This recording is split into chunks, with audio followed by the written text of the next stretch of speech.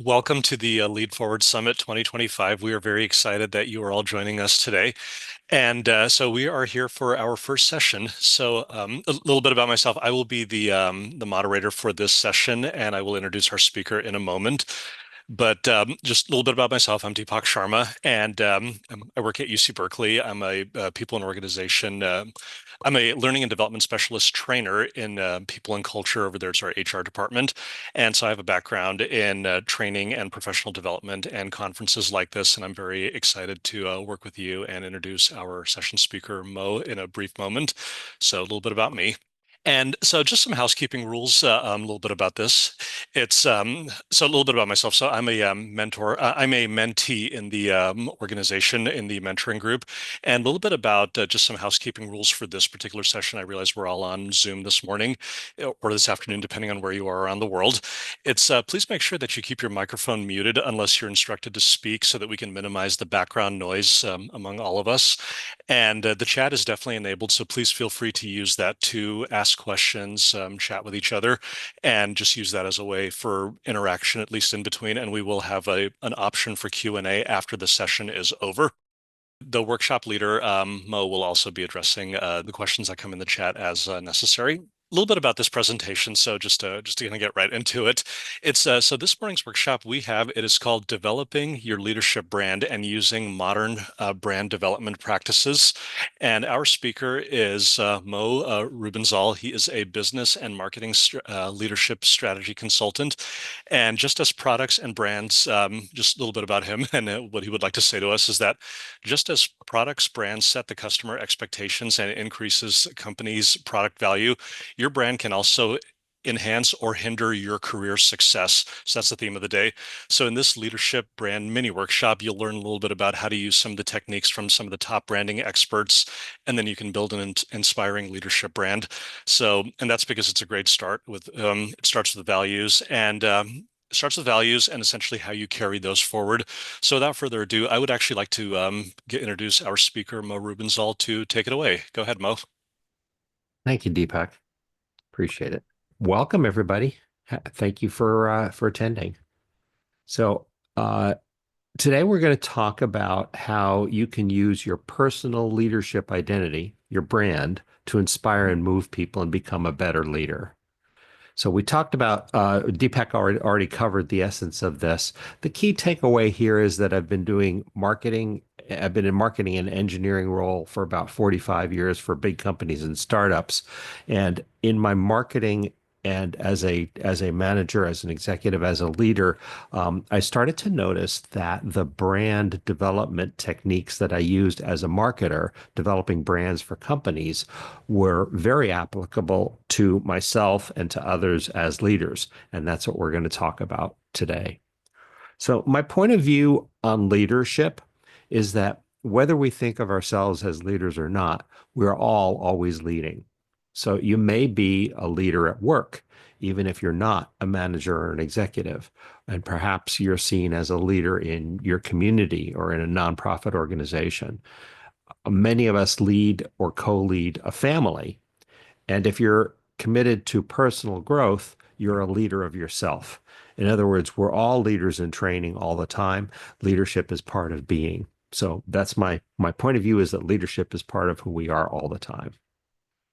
So I want to ask a question. How do you lead now, and how do you want to enhance your leadership? And this, we're not going to do a poll on this. Just choose all that apply for you, and just do it for yourself. It helps set sort of a context in terms of where we're going. So choose all that apply. One is, I have a leadership position now, and I'm very happy with where I am.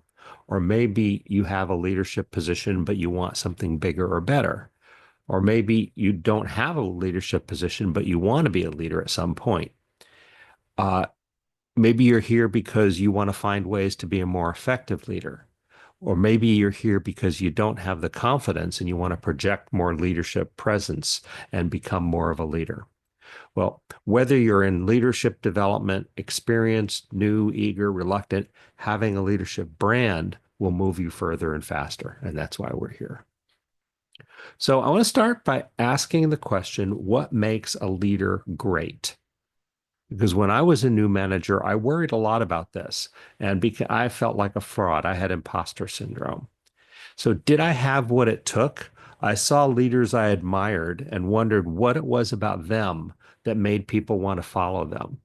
It helps to have good examples. So, think about the great leaders that you know, the ones who lead by example, the great thinkers and doers, the ones who get things done.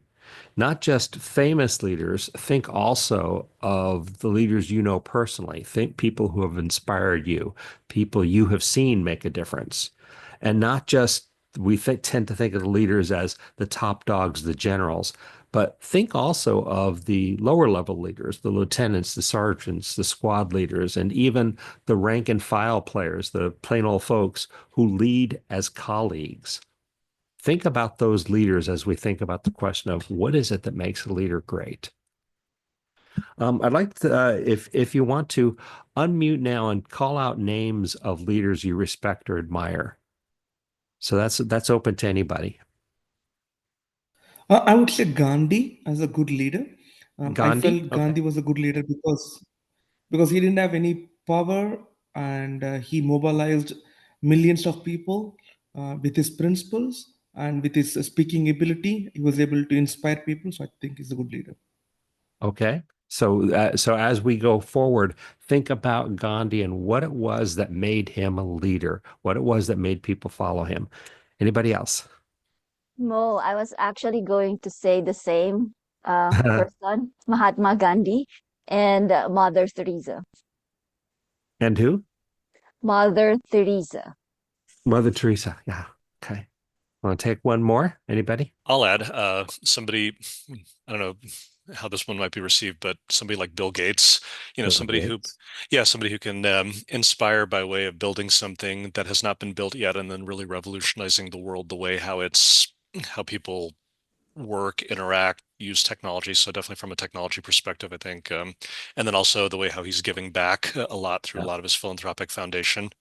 I think Bill Gates comes to mind, at least kind of shifting gears for a moment. But And I'm glad you said the latter because because the important thing about Bill Gates is he led one way, and then after he began to retire, he started leading another way. And I think it's fair to say he's a very different leader than he was when he was in the early days of Microsoft. It's okay. We'll go one more. Hong. Hong, I would submit Martin Luther King because he led against the grain of society and was committed and ready to pay the price, and he did pay the all kinds of prices for it.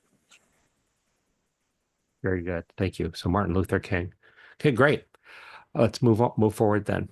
Think about what is it about these great leaders? What is it that they have? So let's talk about what great leaders have in common. So all the names that we thought of and all the ones that we talked about and all the ones you may have thought of, what is it that great leaders have in common? That's a question that I asked myself when I was an early manager. I would look to these experienced leaders and wonder what is it that makes them effective?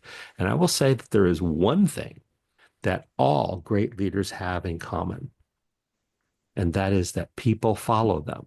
That's the definition of leadership. But the question now is, why do people follow great leaders? Now, sometimes it's because you have to, you're working there and you have to, but not always. More often and more importantly, it's because they want to. And that's what we want to think about is what is it that makes people follow leaders? Maybe you think these leaders all have some magical quality, that it's charisma, it's executive presence. When I was young, I thought it was something like this, and it was something that I didn't have. But maybe you think it's because they're tall, they have a deep voice, they have a degree from a well-known university, that they're male, that they're white. Those are all advantages in our world, some unfortunately, but no, that's not it. I know you can think of counterexample, effective, well-respected leaders who don't fit these stereotypes. So why do people follow great leaders? Well, most great leaders do indeed have a magical superpower, and I'm going to tell you right now what it is. And that is they are 100% clear about their mission. They make sure that everyone knows who they are and why they are here. Think about your great leaders again and ask yourself what they stood for. What was their mission? What got them up in the morning and lit up their life? And I'll bet you know, because they made sure everyone knows. It's easy to follow someone when their identity is authentic and clear. This is their brand, their authentic identity, their why. Today, we're going to talk about how you can define and refine your why, the one that will inspire people to follow you. Now, understand this is not about marketing yourself, it's about being yourself. Well, because it's possible to lead from some made-up story and create some synthetic image, but why would you want to? Because once you know who you are, you will naturally attract and motivate great teams. And the tool we're going to use is branding. We're going to apply modern brand marketing practices to the brand that is you. These are the same methodologies that I use when I'm working with billion-dollar companies to define and refine their most valuable brands. So we're going to apply those to you. And we're going to start by talking about what brand is, what leadership brand is, and how brands create value. Then I'm going to give you a process that you can use to build your brand by discovering your values, your mission, your vision, and then ultimately writing your elevator pitch. Finally, we'll talk about how you can use your brand to lead. Okay? Sound like fun? So first, what do I mean by brand? Let's start with what a brand is not. In the marketing world, we have logos, colors, products, and slogans, and none of those things is a brand. Because brand is not something that the company owns. Brand is a feeling. It doesn't live in the company's materials. It lives inside the customer. So notice your own instantaneous gut reaction to brands. I'm going to show you some logos. And as you view them, think about what the brands they represent mean to you. Are your impressions of these brands positive or negative? Loud, quiet? Are they cool or are they warm? Do these brands evoke feelings, ideas, and attitudes? Do they remind you of past experiences? And what future expectations do you have of the companies and products that are behind these brands? Now we're going to apply this to people. As you see each person here, what's your gut feeling? Not what they have done, but who they are. What do they stand for? Now, how about you? What's your brand? Now, I'm going to suggest that you already know a lot about your brand. If you pause and think right now about one thing to you that matters, one thing that people respond to, and now think about like two more. So now just in those 10 seconds, you've come up with three things about you that people respond to. They may need some refinement, they may need a little work, but right now you already are getting an idea of what your brand is, of what you represent when you're talking to people. So it's important to focus on, and remember that as you think about these, you want to focus on gut feeling. What emotions, what heart-centered values come up between you and others as you lead people. So now, why all this focus on brand? Well, because brand creates value. As a leader, you need to worry about your brand and your organization's brand because brand, more than anything else, defines your value in the marketplace. I'm going to say that again. Your brand, more than anything else, sets your value. If you don't believe that, consider this. Which is better? Fiji water, which costs $2 a bottle, Dasani water, a Coca-Cola product, at a $1 a bottle, or Costco's Kirkland water, which you can get for less than a quarter, less than 25 cents a bottle. It's all just water. And yet somehow Fiji gets people to pay 8 times as much because of the power of their brand. The same applies to BMWs versus Hondas versus Hyundais, to Rolex versus Casio watches, and even services like Hilton versus Holiday Inn versus Novotel. A great brand increases the perceived value of a product so they can charge more. And the same is true for your leadership brand. Your perceived value, your effectiveness as a leader goes up when people know and trust your brand. Make sense? Okay. So to build a brand, we need some building blocks. Like all brands, your brand is built on some fundamentals. These are the same elements that I use when branding companies, products, and services, and they work for individuals as well. A brand is built on core values, which is who you are, a mission, which is what you're doing, and a vision, which is what you will be doing over time. Now, for products, we express these elements in a brand definition, and for a leadership brand, we reduce them to the simplest form, which is the elevator pitch, and that is your destination. That's where we're going.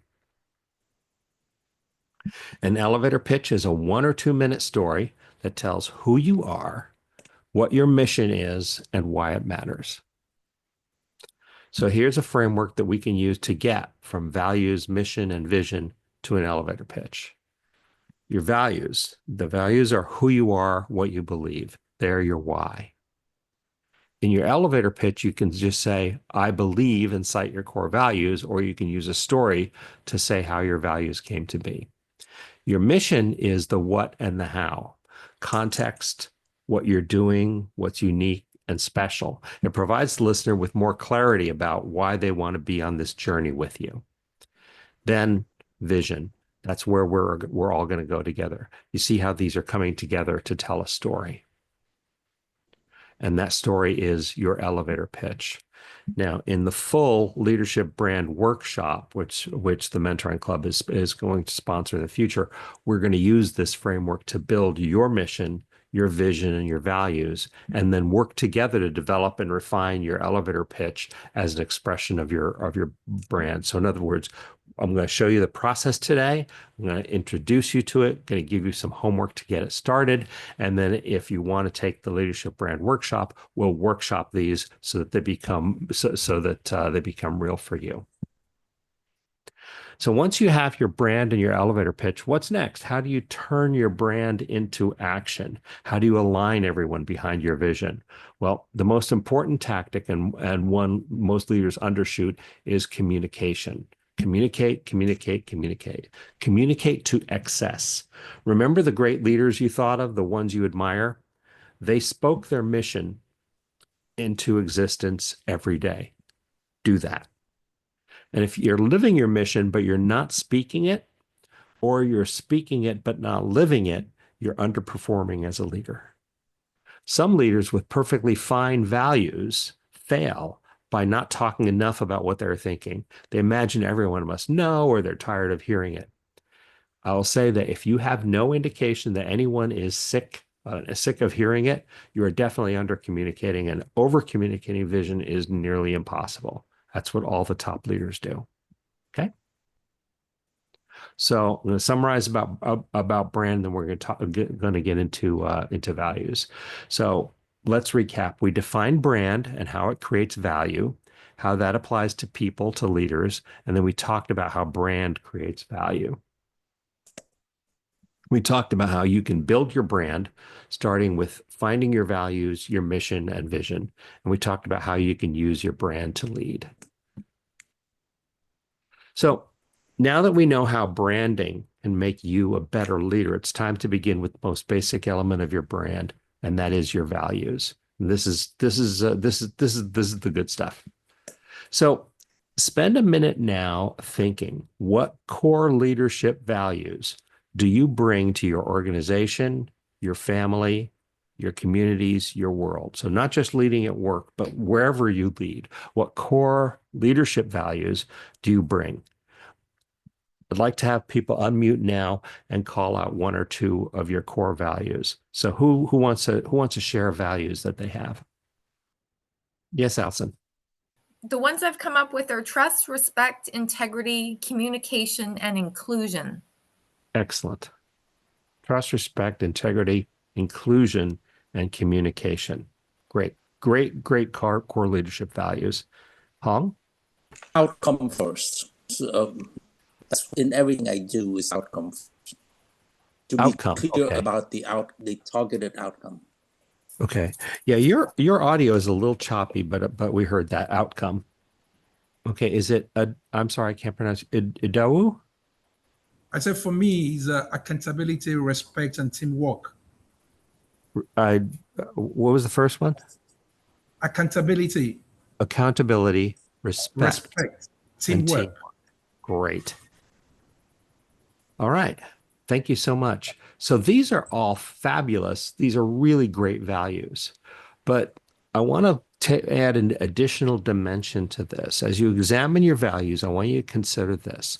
Most of the values people state are what I call vanilla values. They're common, they're plain, they're ordinary. They're really good values. Like the values we just heard, the single word values that we just heard are excellent values. I would want to follow anybody who gave values like accountability and teamwork and communication and trust. But the problem is these are not values that move people and get people excited and that move an organization. So, for instance, here are some examples of vanilla values I hear in my consulting all the time. So people very commonly say trust, and trust is hugely important. But when somebody says they're trustworthy, do you trust them? Integrity, innovation, everyone says these. So while they may be true, they tend to lose meaning. So values, what we want to look for is values that affect other people, that define and move an organization. And these are the ones that are unique, specific, still very true for you and still very valuable, but they go beyond the common declarations. What do you have that is unique? What will make people eager to follow you? So ask yourself, what values confer benefits to others and are true for you? And I'm going to give you an example. Some common values I often hear are things like integrity, honesty, and commitment. But imagine if these values were expressed in a way that is more specific and more memorable. Do the right thing. Say what you mean with kindness. Do what you say you would do. Do you recognize these maybe? Are they more powerful, provocative, and more enrolling? Well, I stole those from the mentoring club. They are three of the values of the mentoring club. And you can see how the mentoring club could have just said integrity, honesty, and commitment, but instead they chose additional words that give these values power. Here's another real world example. This is Amazon's mission statement. So Amazon's mission is that they strive to be Earth's most customer-centric company, Earth's best employer, and Earth's safest place to work. So what are their values? Here are their value statements. These are the values that drive this mission. And they could have said things like top-notch customer service and online retail innovation, but instead they gave detail and color so that these values have meaning. Okay, what I'd like to do now is have everybody, I'm going to look for volunteers again to share one core value and talk about how you can make it specific, memorable, and meaningful. I think we've got time to do one or two people. And, it's not something that we're going to be able to workshop on the fly, but we're going to use this experiment to experiment with thinking past vanilla values. So who wants to volunteer? It's going to take somebody brave this time. What I'd like to do is pick one of your core values and talk about how you can make it specific, memorable, and meaningful. Because I like your core values. You gave about 5 of them, and like communication was unique. And so how can you maybe make it more specific, memorable, and meaningful? I'm going to pick inclusion because that's one that I really relate to personally and professionally. So I'm going to say valuing different perspectives. I seek to include all. Okay. And then valuing, when you're saying you're valuing them, and and I'm gonna extrapolate a little bit to you're drawing out their value and using that value to contribute to the company and to contribute to your community, contribute to the environment, something like that, right? I'm not sure that I'm capturing it as well as I'd like to, but I think I've got my vanilla values and I need to do some work on how I can make a tagline or make it more specific to explain what I mean. But one of the things about inclusion is that it takes curiosity, it takes courage, it takes seeing people from all of their attributes, their differences, as well as their similarities, and using that to build inclusion. So I think I need to do some work on why that's so important to me. That's great. I got that. So you're using your curiosity, a form of empathy. So you're using empathy to draw out who they are, and then building a kind of a 360-degree picture of who they are and how they contribute, that kind of thing. Yeah, like I think what's most important to me about inclusion is that we can find connection with people that are similar to us, but if we're curious and have courage, we can also ask those questions to find how we can build inclusion too. That's great. So this kind of discussion, this kind of drawing out and thinking about it, this will turn your values from vanilla values into something that are memorable. That's great. Thank you, Allison. I think I need to do some reflection personally and try writing it. Yeah, this is not stuff. Yeah, this is not stuff that once you discover that it exists, you just kind of snap your fingers and there it goes. It takes some thinking and some mulling. Cool. And I'll give everybody some homework at the end. A couple of values processes that I think will help everyone a great deal. Liesl, you had something? Yeah, thank you, Allison. Yeah, Liesl? When I was listening to Allison, the words that came to mind were, I see and appreciate everyone, or I see and care for everyone. Okay. That's really nice. Thank you, Liesl. So there's some elements that you can use. Does anybody else have anything to contribute? Yes, Mo. There are some on the chat box. I'll just read from Maddie. Thank you. Ownership of commitment on deliverables. Bringing out the best by individual coaching.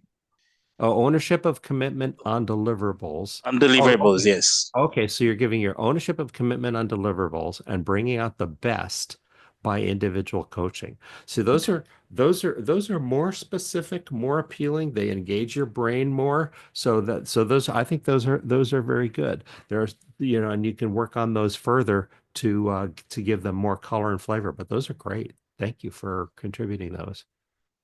And then Pradeep Reddy Sama said that one should feel included and valued. So when we talk about inclusion, we're talking about being included and valued.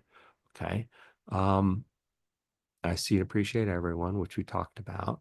Creating a sense of belongingness. So I'm just kind of going back into all the chats that I missed.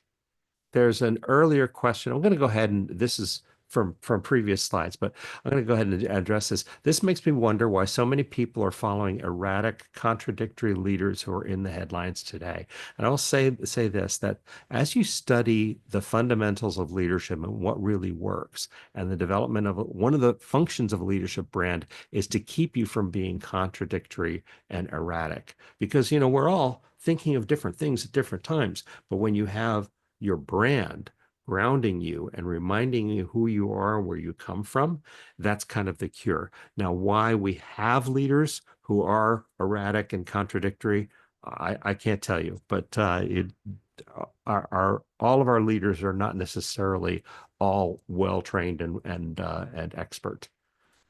Okay, Adawi, you had a question? I just want to, based on the exercise you said, so one of my own core values is integrity. And for you to be specific, you have to be a role model, and you have to be ready to work at all time.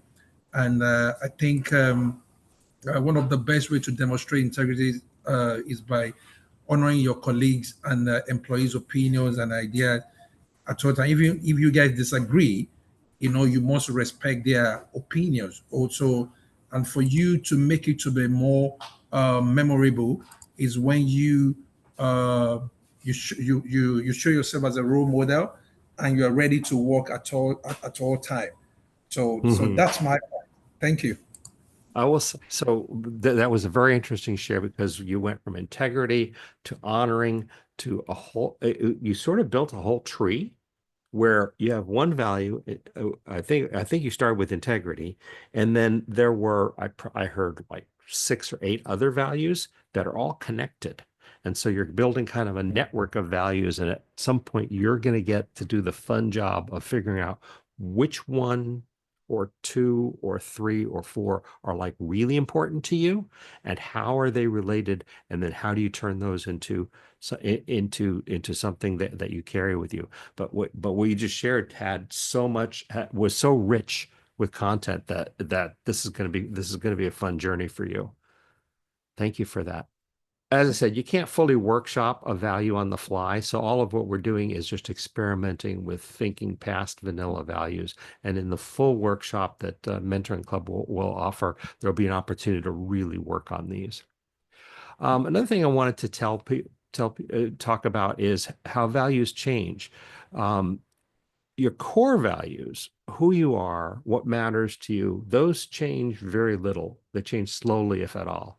Some of them will remain true for your whole life. But the values you're using to drive your mission in a particular context will adapt over time. And you may have maybe 20 values, but in a given role for a given mission at a particular time, there are just a few, like 3 or 4, that you're using as your foundation for that mission.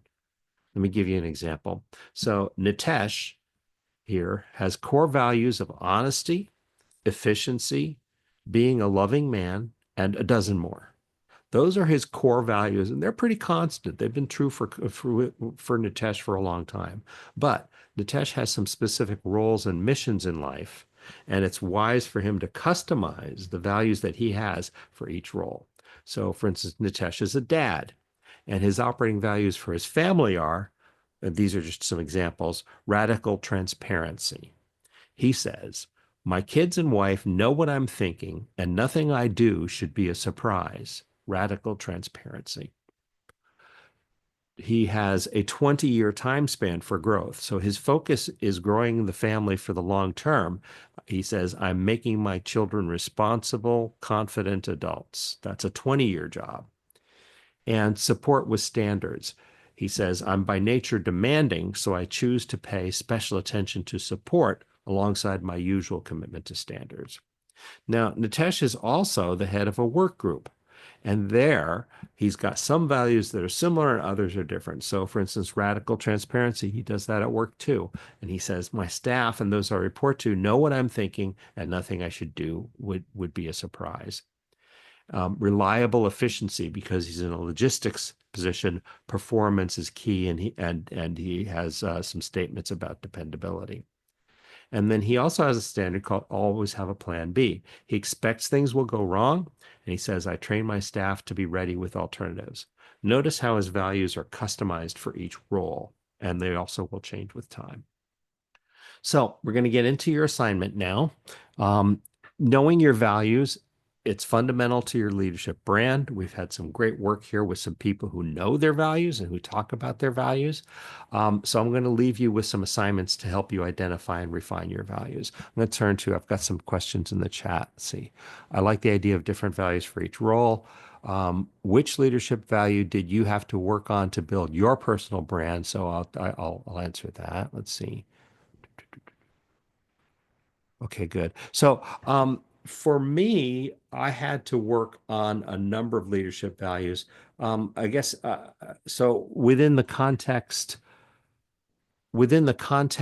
of my work, for instance, my core leadership value, the most important value I used, was representing the customer. And I would always ask my staff, what would a customer want you to do? And that was how we made our decisions day to day. So the core value was empathy with the customer, meaning that we would understand what the customer would want, and all of our tactical decisions were made with the customer in mind. We've got, so I'm going to refer this to the moderator. I've got somebody who says, I cannot hear now. I don't know if there's anything we can do about that, but I want to let you know that that was in the chat. Yeah, I was just about to respond to that. Hi, Okay. Tuhin. Sorry if I'm saying your name incorrectly. If not to derail this too much, but if you go down to the lower level of your Zoom where it says audio, maybe check your settings in there to see there should be a feature that says select a microphone, select a speaker. So maybe try select a speaker, see if that might have changed. those are good suggestions, but since he can't hear us, he probably won't be able to. Actually, let's put it into the. Of course, you're right. Why don't you type? I'll put that in the chat. Response into the Why chat? don't you continue? And the other thing he might do is just exit the meeting and then come back in. Go ahead. Why don't you continue? All right, let's go back into our assignments. So assignment 1 is this is a very cool exercise. I've had many people do this. It's really valuable. It's a multiple week exercise in which you're going to discover your values while you go through your life. So discover your values in the context of your life. So the process could span weeks or even months, and if you do it well, it will evolve over years. And what I want you to do is get a package of 3x5 note cards and carry them with you all the time. So I'm talking about little cards. I had one here about that big. And then carry them with you all the time, every waking hour and on your bedstand at night. So if you wake up with an inspiration, you can write it down. And I don't want you to use your phone. I don't want you to use your memo application. I want you to use pencil and paper for this. So carry those 3x5s with you all the time, and then spend the next couple of weeks or a month observing yourself. Don't judge what you find. Don't sift. Don't analyze. Just collect. And as you do that, look for core values and clues to your mission. Not so much what you think and not so much your judgments. I want to focus on your feelings and your beliefs and look for clues about your feelings and beliefs. So for instance, you're shopping and you notice you feel happy or you're anxious. Why is that? Or you're watching a movie and you feel warm towards a character. Why is that? Write something down. Or you get mad at yourself for having procrastinated on something. Why? Write that down. Maybe you have a disagreement with a coworker or somebody in your family. Write that down. Or you have one of those moments of gratitude for some aspect of your life. Write that down. You might record 100 cards or more, and that's great. So do that for a couple of weeks. Then as you go, look for clues as about your mission as a leader. Where are you going? What results are you thinking? What makes you excited? Where are you going? Ask others you know what your top core values. Write those on the cards too. So on the cards, you've got all this stuff. And now what do? So we gather the notes for a couple of weeks. Then when you're done, you sit down with people on your work teams, people in your family, and maybe those 2 or 3 or 4 or 5 friends who you know will tell you the truth. You know the people, the ones who are clear and will be truthful with you. And then ask their opinions of what's on the cards. Record the values you discovered, and they'll change over time, but some will remain true for year after year. And I'm going to give you so what we want to do now is we've got all these cards, lay them out on the floor, combine the ones that are the same, and then throw out the ones that are unimportant. And through this process, you see what your values are, and then you can start sorting and seeing what matters. Decide and determine what your values are. And then translate those into memorable, unique statements of your values. And I'm going to give you a few of mine as examples, because I did this process for myself. I'm an incurable optimist. A friend of mine called me that once, and I remembered that. So I am an incurable optimist. I am intolerant of waste and inefficiency. I value listening to different points of view, and I don't do well when I hear an argument I perceive as unscientific. I love to teach, and I have a fundamental belief in technology and that technology, creativity, and capitalism offer a growing spiral of solutions to make life better. Okay, assignment number 2 is to use an online test, which is called the Sparketype test. And this will look at your values using a very different mechanism. And when you do the two side by side, I had some teams I work with who we all did this together. We did the Sparketype together, and some of us had also done the 3x5 cards, and it was really interesting to see how those compare. So the test is free. They ask for an email address, but you don't have to give that. But if you do give the email address, they'll send you a detailed report via email, and they don't bug you with a bunch of ads. So I trust these guys. So just if you just go to sparketype.com, you'll find it. Okay. Did you find it valuable to look at your leader? Actually, before we go there, let me take a look at the chat and see if there's anything. Looks like there's nothing new. Okay. question for you now to think about. Did you find it valuable to look at your leadership as a brand? Do you see how your values, your mission, and your vision will help you motivate others and be a leader? So I'm going to invite you to the next step, which is the Mentoring Club's full leadership brand workshop. And in this workshop, we're going to develop your brand, this work, but really do the work as a workshop using the concepts you saw today. We're going to work through your values and turn them into individual, custom, meaningful, and unique brand statements so that you and everyone around you knows who you are. We're going to use your values to create a mission and a vision, and then we will work together to build an elevator pitch and then work that pitch until it's powerful and motivating. Your elevator pitch will be the representation of your leadership brand. And with that, you now know everything I know. And if you have questions, I would love to hear them. Thank you very much, Mo, for that wonderful session. There's a question, and it has to do with, have you ever had any conflicts between your ethics, the values, and the customer? Yep. So ethics, values, and the customer. Any conflicts you've come across in your career? Yeah, absolutely. So there have been actually, I will say this, that's common. That's going to happen. That's not all that there. As you said that, I thought of a couple of like very graphic instances, but then I started thinking more and I said, you know what? It happens all the time. And the beauty of knowing your values is it makes it very easy to go back to who you are and makes these decisions much easier. Actually, one example I mentioned earlier that when I was running a web marketing group at Maxim Integrated, and somebody came to me once and said, we're trying to figure out how to design this page, and should we design it this way or this way or this way, and we're just not sure. And I said, well, what would the customer want you to do? And all of a sudden he goes, oh, and then went away and fixed it. And I started using that as my theme. And before long, people weren't even coming to me because they would have a question and they would say, what would a customer want me to do? And when you have something like that, it kind of gives you that decision.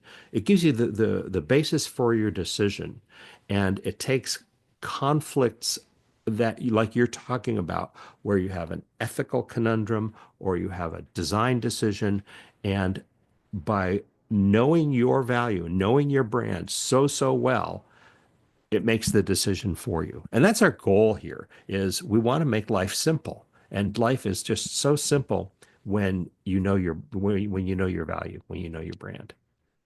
Okay, Hong. Thank you very much. Yeah, did I answer your question? Yes, you did. Okay. Hong?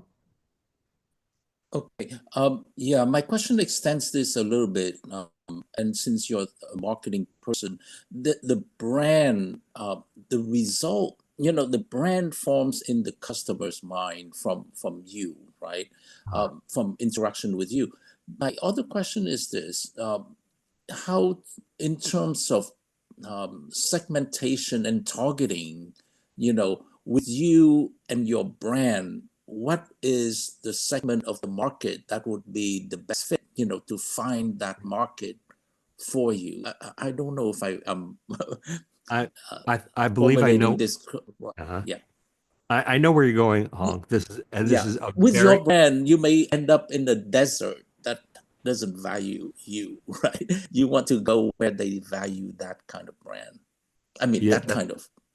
Yeah, that's a very insightful question. So here's the thing, where I keep talking about brand here as if you're developing your brand, and that's true, but the fact is the brand exists inside the customer. We really don't own the brand. We try to own the brand, and in brand management, what brand management is all about is trying to define the brand so that we're in control of the brand. But it's sort of an illusion, because the brand exists in is the customer's interpretation of everything that they've experienced in our brand. So if I think about a brand like Lego, each one of us, when I say Lego, everybody here has a different interpretation based on their experience of the brand. Based on your age, for instance, I didn't grow up with Legos. We didn't have Legos. So my experience of Lego was acquired later in life and will be different. So as a leader, I have a brand statement and I do my elevator pitch and I say things like, I believe in technology or something like that. And that's true for me and I live my life through that, then how people interpret that and how people take that. So if my customers or my constituents, my brand constituents, are the people who report to me, the customer, the people who run the business units, the CEO of my company. These are all people who see me and see my brand through a different screen. Do I try to refine and define my brand for every single one of those targets? I don't.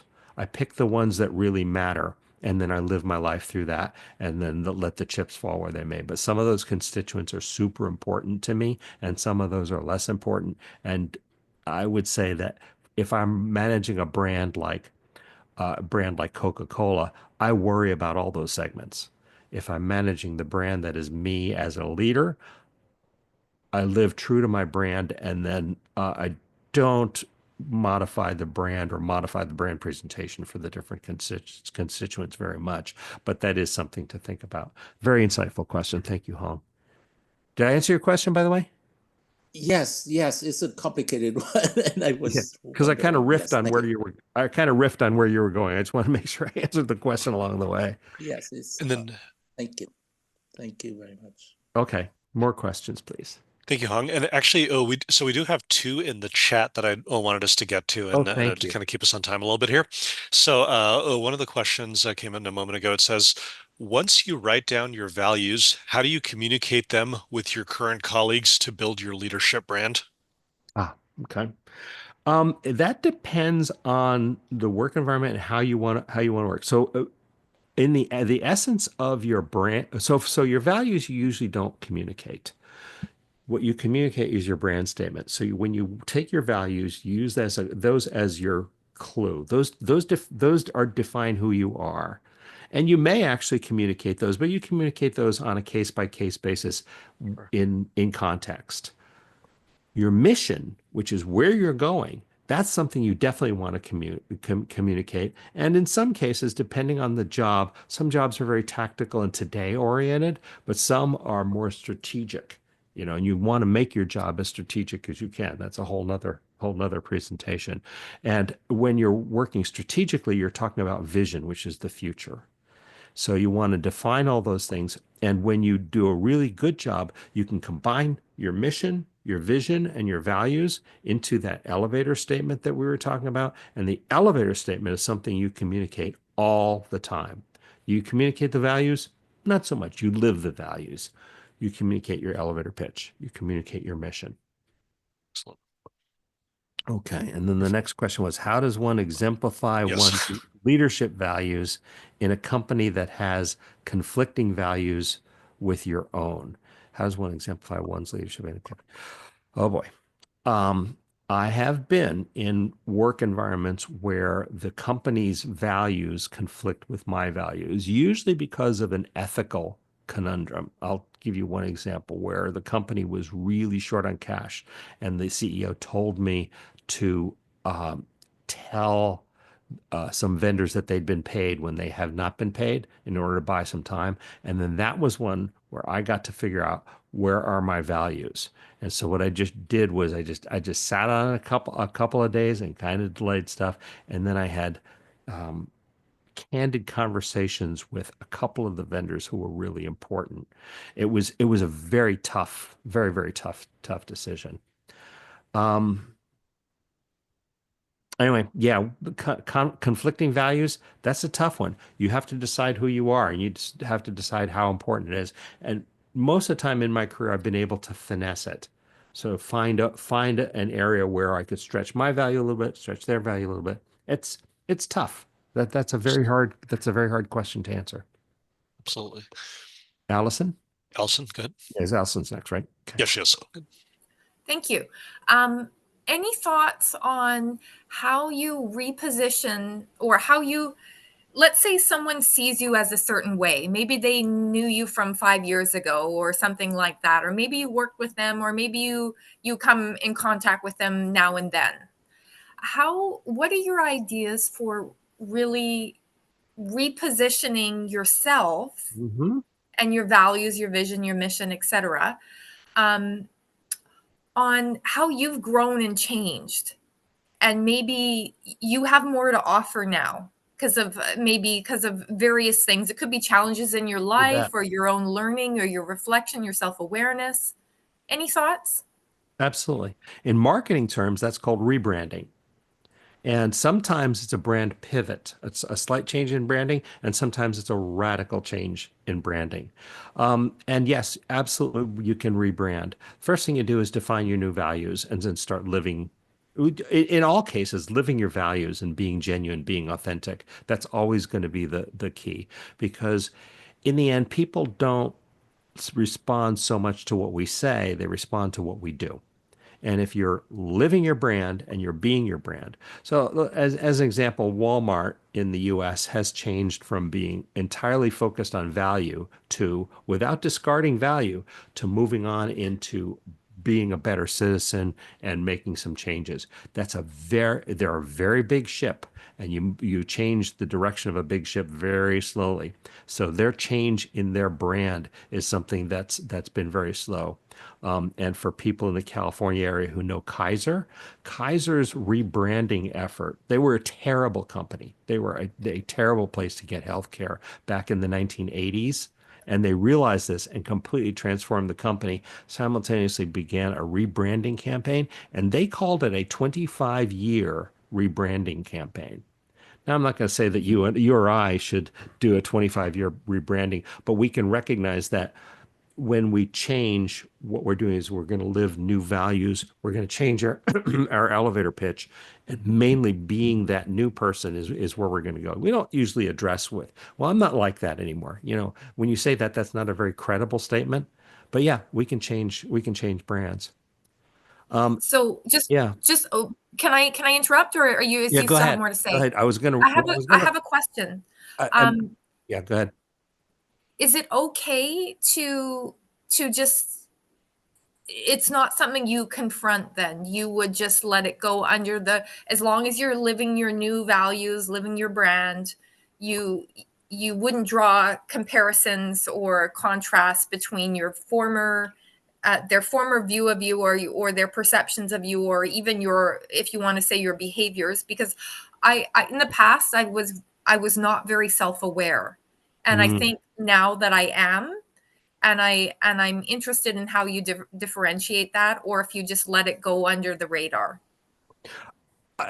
It kind of depends on the situation. There will be times when you go straight on. Like if you met somebody from a previous, let's say they joined your company, you can talk about the change. Or if you're in an intimate setting where, let's say you're a CEO and you're talking to the directors, and you're talking to the directors about where we're going and where we're going, you can say, used to be this, now it's that. Okay. Then you can yeah, the answer is you absolutely can. You want to talk about it from a genuine place, because it can sound kind of, it can sound less than genuine. So it's a little tricky to do, but yes, you absolutely can do that. And I wanted to relate to something in the chat. So we're running out of time. I think after this, we do need to wrap up, but go ahead. Okay. So it says, can you have two brands? And remember that slide with Nitesh where he had a brand with his family and he had a brand at work? Not only can you have two brands, I will say you have to have two brands. And actually not two brands. I think most people will have 4 or 5 brands, because I'm not the same person when I'm with my buddies that I am, or I'm the same person, but I'm not aimed at the same mission and vision when I'm talking with my buddies, or when I'm home with my family, or when I'm at work. So yes, you not only can you have two brands, you almost certainly will have two brands. By the way, thank you so much, everybody. I really appreciate that people were really thinking about this and coming up with interesting responses. Okay, Deepak. Absolutely. Thank you, Mo. And thank you, everybody. Just, I do want to echo all, the sentiments that have been shared in the chats and a lot of the participation that's been happening here. So thank you all for your participation. And before I wrap up, I just wanted to extend a heartfelt thank you to Mo and leading this workshop. I think we definitely got a lot of wonderful insights to it. Please do stay in touch with him and with each other to see how you can continue to build on this program as well. And Mo, I just want to let you know that, your insights and values have really shown a lot about what is possible out there based on whatever industries we all are in. And thank you very much for everything. So to kind of close us up here a little bit, it's here. Let me move to the slide. It's feel free to take a photo of this as a slide deck. But basically, we do value your feedback from this session, and as a thank you, you'll receive a 1-month free mentee subscription to the Mentoring Club for every survey that you complete. So, for example, if you complete 6 surveys today, you'll probably get 6 complimentary sessions. So yes, please do that. A discount code will be sent to you within the few days after the event, so please use it, or you can even gift it to somebody. That's fine, but it's essentially like that QR code that you will say, like, do you have a promo code? That's basically what this will be. So yes. And the first 10 respondents will receive some giveaways, including things like T-shirts, headwear, some of the things that you see here in the lower photos. So yes, do take that as well. So thank you very much. Your help has really, really made a difference. And just in general, some of the other workshops that we have, here through the Mentoring Club as well, things like unlocking your potential with energetic leadership, overcoming imposter syndrome. I know some of these have been referenced earlier today. I'm not going to read all these, but critical thinking of effective leadership. These are definitely some things that you can use. So please, same thing, use this QR code as well. Save these QR codes on your phone. You can reference them later. That's completely understandable.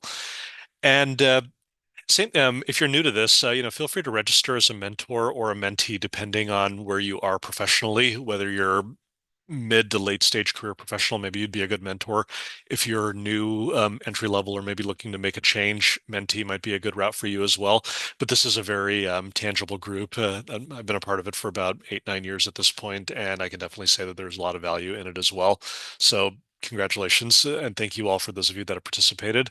And we also have a VIP pass. So this is where if you wanted to get a chance to look at some of the past recordings of the Mentoring Club, they are in there as well. And so we're offering the VIP pass for $13 for 13 sessions. And it's essentially at a 9% discount today. The reason why it's a 9% discount is because we've been around for 9 years. So that was not a random number. So I know 9 is like sales tax, but yeah, but that's at least in California. So that's something that we're doing here. So yeah, just something to take into account. So yes, you can use this for yourselves. And without further ado, the next session that will be following right after this is it's a panel discussion, a little bit of a different format, but it's called Crossing Borders and Building Bridges and How Immigrants Lead and Thrive Across Cultures. I will be in that session myself as well. And yeah, without further ado, we do have a closing video that we will play if for anybody who wants to stick around. But without further ado, I will stop sharing and see you in the next session. So thank you all.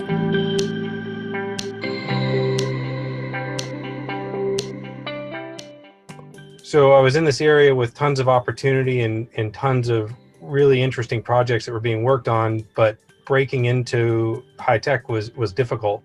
I interviewed for a bunch of different jobs and just didn't seem to get there. So I was doing some networking and came across the Mentoring Club, and after talking to Liesl, joining was really a no-brainer. I was interested in project management, which a friend of mine had suggested based on my past experience that would be a good intro into tech. After looking at Hong's experience, he was a clear choice as a mentor. Through the process, I found Hong to be open, engaging, and most importantly, full of practical advice.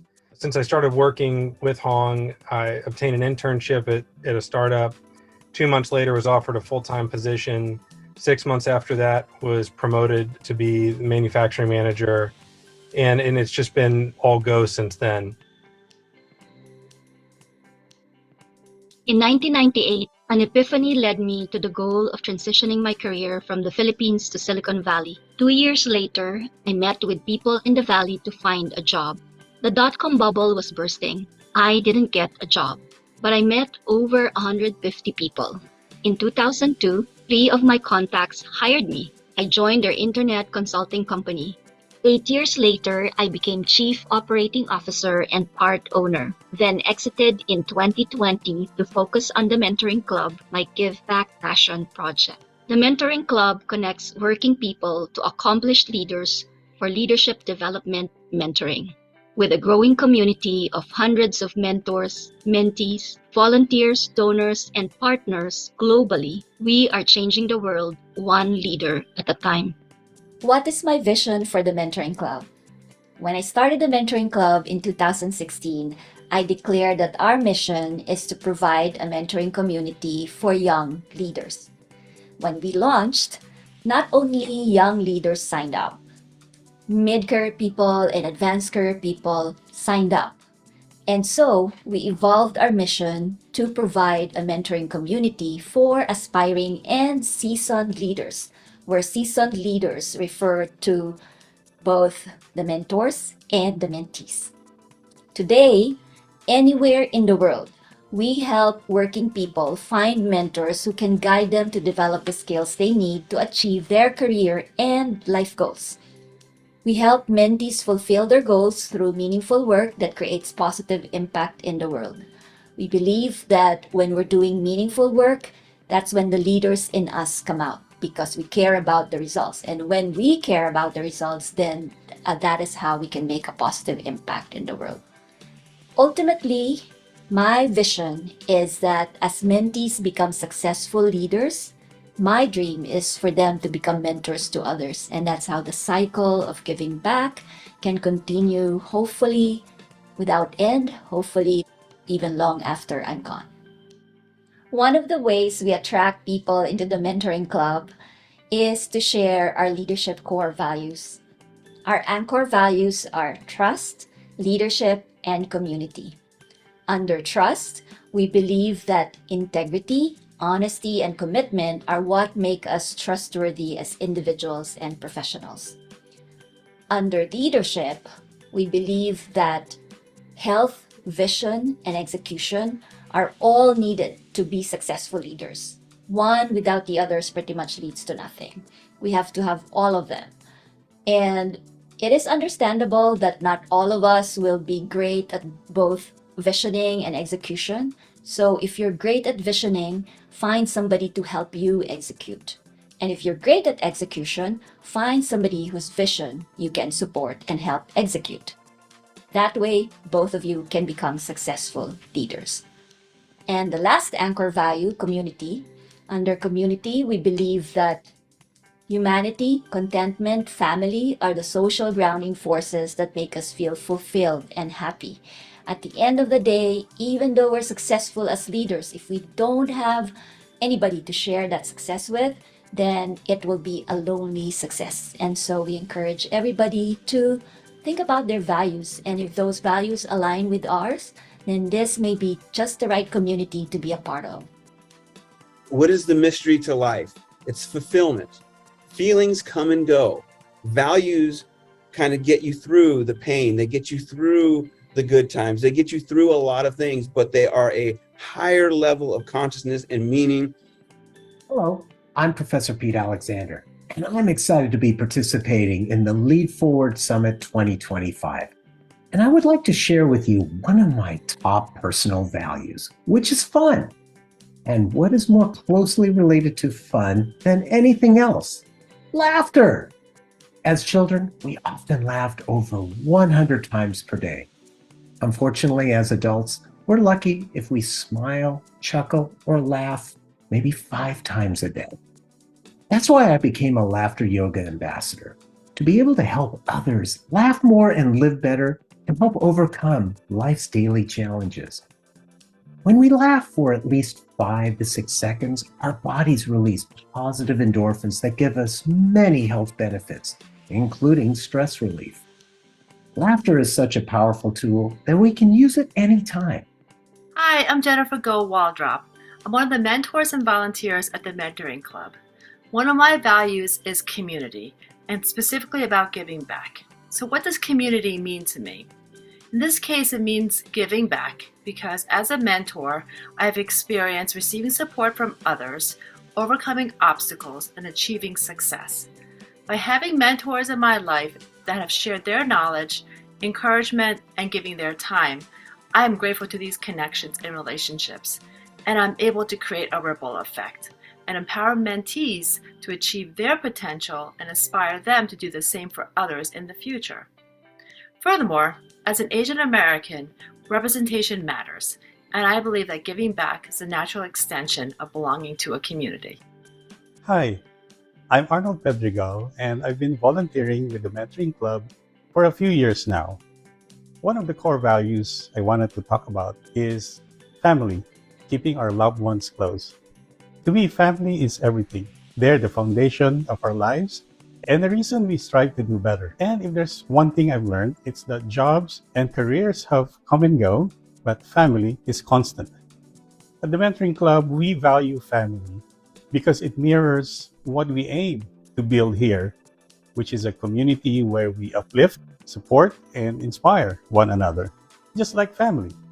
Whether as mentors, mentees, or volunteers, we understand the importance of creating those meaningful connections that help us thrive in both our personal and professional lives. Let's cherish and prioritize our families, both at home and within this community.